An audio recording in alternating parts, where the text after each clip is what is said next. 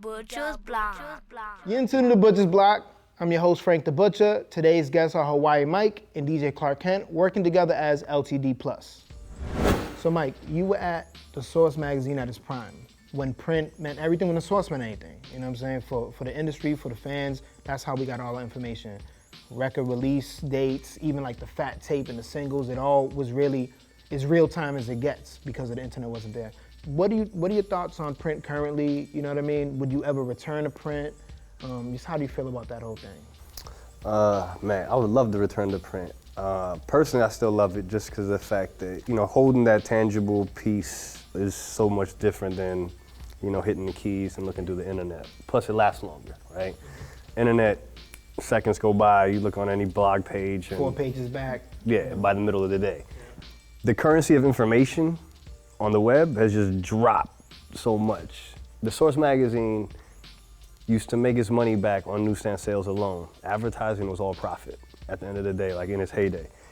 That was because kids didn't want to wait to get their subscription in the mail. That was me. Because the newsstands got the shit first. That was exactly me. I would get a subscription and then I would see it in the store first and I'd end up having to buy it and have 2 copies because, it was that important. No, exactly, yeah. and you did that. So it's like, for me, I would love to bring print back. I think there's a couple of people doing it good, but a lot of the magazines now, it's become practically a business card for their website.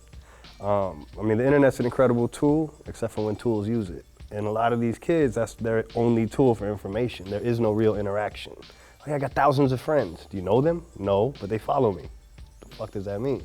And it was a whole nother interaction that you used to have. Like, I wish you could restrict the age. So you used to have to get to a certain age to learn actual life skills to get to use the internet.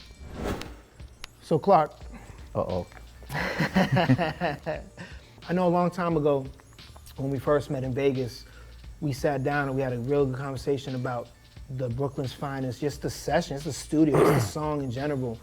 Is there anything, quickly, just any couple of just points that people looking in might not realize about Jay and Big's personality, and anything that you kind of just, like, yo, you wouldn't believe that Big was like this or he would do this, any insight, I will Maybe say something this. of the Big and Jay session.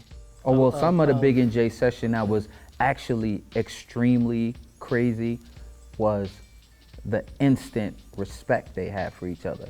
You know what I'm saying? It was Did they know each other prior to that? No, they didn't know each other. They heard of and, you see each other in passing, but they didn't know each other. And I introduced them at the session, and it was like a respect thing. Like when I was on tour buses with Big trying to explain to him, yo, my man is nice. Big was like, and then would call onto the bus from New York going, yo, Big, this dude got a new racket.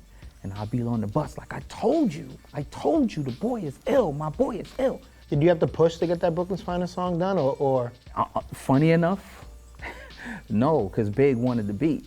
He heard the beat and he wanted the beat, and I told him it was for Jay, and he was like, yo, you get this dude everything. And I'm like, he's my artist. You're my guy that I'm DJing for, and we're gonna make a bunch of records together. We're gonna do whatever, but he's my artist. So my allegiance is to my artist first. Now, they weren't even in the studio together, right? Not when he heard the beat. He heard the beat in a Junior Mafia session when we were recording Junior Mafia, and I left the Mafia session to go do the Brooklyn's Finest record.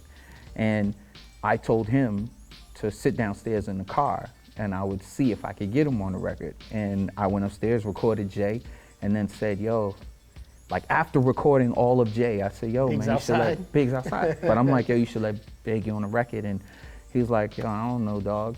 And Dame was like, fuck that, and we ain't paying Puff nothing. And I was like, but he's my man. He's like, well, if you can get him to do it, then it's all good. And Dame said it again, but fuck that, we ain't paying Puff nothing. And I was like, all right, cool. So I acted like I was going to the bathroom, went downstairs, brought Big up, got the, oh, you a funny nigga. And then I was like, yo, Jay, Big Jay. And it was an instant, like, played the record. He was like, And then Jay let the beat play for like 20 minutes, went back in, changed all the verses, left all the open spaces, and was like, go ahead, you ready? And he was like, what? He's like, nah, I ain't ready. I need to take that home. So he went home, came back, and the day before we were mastering, we went to record the record, Big's verses, and the next morning, after they left me with no hook, and I put a hook on it, and That's I was your scared voice to on the hook, yeah, eh? that's me doing. I wrote the hook, everything, like scared to death though, cause I'm no rapper, and I just sent it into mastering. Like if they didn't like it at mastering, it wouldn't have come out. So you slid it in. I slid it in, and no homo. I slid it in, and they actually liked the record. And that's, I mean, it's a classic record. It's a classic. It's an it's the record. It's the record. It's Brooklyn's finest. It's Brooklyn's finest. I mean, it was DJ Clark Kent, Jay Z, and Biggie, Brooklyn's finest. I mean, you know, there's a bunch of moments in hip hop, but that was one of the moments. That was a milestone. Yeah, and it started an unbelievable friendship. Like that, Biggie liking the beat, Jay wanting me to make the beat, that was like one of hip hop's best moments. Like Biggie hearing the beat going, I want it.